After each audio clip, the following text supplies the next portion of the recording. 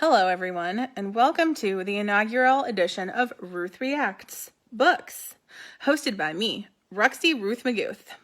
This is also my very first foray into the world of Instagram, so wish me luck. The idea for Ruth Reacts was created by my incredibly ingenious friend, Elle Gins, and was intended to be my reactions to various worldly items that occurred. While we never got that idea totally off the ground, I thought that 2021 was the perfect time to introduce live book reviews because let's face it, 2020 was a complete shit show. And I, for one, am praying that 2021 will be better. And books are amazing. The pandemic has allowed me to spend a lot more time at home.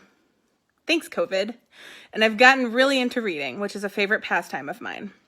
Today I'm going to be reviewing the book A Good Yarn by Debbie Macomer. Before I get into the book review, I want to share that I will never give spoilers during a review. That would seemingly make the review pointless. You may be watching to discover if you would like to read this book, so worry not, my friends. Let me share a little bit about my journey with this author, Debbie Macomer. I first discovered her in 2013 when I listened to an audiobook version of Starry Night, which was a Christmas book she had written. Debbie Macomer is very sweet, and her books are very sweet. They are romance novels without sex, which is fine by me. It's her sweetness that caused me to pick up another one of her books, the predecessor to this particular book, The Shop on Blossom Street. So I'll go ahead and start the review. This is a picture of the cover of the book, Debbie Macomer, A Good Yarn. And I don't have the physical book because I used the Ames Public Library's audiobook app to listen to this book. Over the pandemic, I've started a tradition where I listen to an audiobook that's fiction, and I read a fiction book every day, and I also read a nonfiction book every day. So this was a book that I listened to while I worked out and did chores. So as I mentioned, this book is in a series. It's the Blossom Street series, published by HarperCollins, written by Debbie Macomer. And here I'm going to read to you the synopsis that's been provided on Goodreads, which is my absolute #1 favorite book app in the world. So if you haven't learned about Goodreads, it's amazing. You can keep track of what books you're reading, which books you've read, and most importantly, which books you want to read in the future. So here we go. You might have heard about a wonderful little yarn shop in downtown Seattle. Debbie Macomer can take you there. In the years since it opened, A Good Yarn has thrived, and so has Lydia Hoffman, the owner. A lot of that is due to Brad Getz. But when Brad's ex-wife reappears, Lydia is suddenly afraid to trust her newfound happiness. Elise Beaumont joins one of Lydia's popular knitting classes. Living with her daughter, Aurora, Elise learns that her one-time husband plans to visit and that Aurora wants a relationship with her father, regardless of how Elise feels about him. Beth Ann Hamlin is facing the fallout from a divorce and joins the knitting class as the first step in her effort to recover a sense of dignity and hope.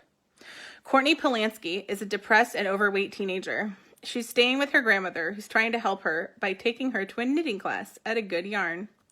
4 women brought together by the craft of knitting find compassion and comfort in each other. Who would have thought knitting socks could change your life? So as you can imagine, this book introduces 3 new characters, Courtney, Elise, and Beth Ann. And we see the continued story of Lydia's yarn shop, who is the main character from the first book. In this book, Lydia provides a sock knitting class to these 3 women, and we get to see their lives unfold and their friendships blossom. I gave this book 3 stars. That might seem like it means I don't like the book, but that's not it. I gave this book 3 stars because, well, it was sweet and slightly predictable and annoyingly real at times. The sweet is the kindness that Debbie weaves into most of her characters, all of whom at their core are very good people. The predictable is what you might imagine.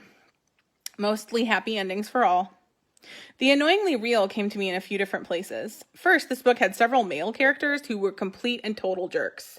In this book, it was the reaction that the women had to these awful men which annoyed me. You'll have to read it to know more about that. Second, one of the characters, the teenage girl Courtney Polanski, as you may have noticed from the book synopsis, is overweight. That is a key component to Courtney's story, that she's trying to lose weight. There is a place in this book where someone who I think should be supporting Courtney no matter what weight she is says something like, "Oh, you look so amazing. Who would have thought that losing the weight would have had that much of an effect?" That made me want to slap that character, and my body positive fire beast flared up for a moment. However, I recognize that in my life experience, I've learned a great deal more than the average person about how body fat works and how dangerous some of the ways that the health and fitness industry has dealt with that has had to people's mental health. But that can be saved for another time and another rant. In the end, I gave this book 3 stars.